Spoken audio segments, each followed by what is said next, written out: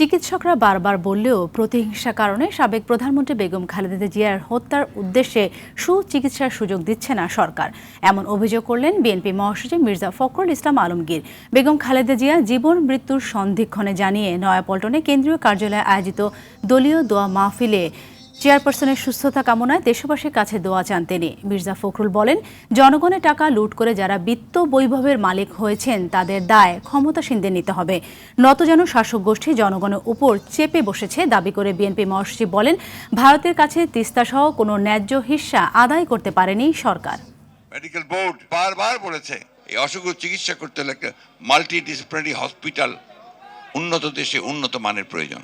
কিন্তু শেখ হাসিনা তার যে ব্যক্তিগত রাজনৈতিক প্রতিহিংসা, সেই প্রতিহিংসার কারণে তিনি দেশনেত্রী বেগম খালেদা জিয়াকে হত্যা করার উদ্দেশ্যে, তাকে রাজনীতি থেকে সরিয়ে দেওয়ার উদ্দেশ্যে তাকে কোনো রকম চিকিৎসার সুযোগ দেওয়া থেকে বঞ্চিত রেখেছে।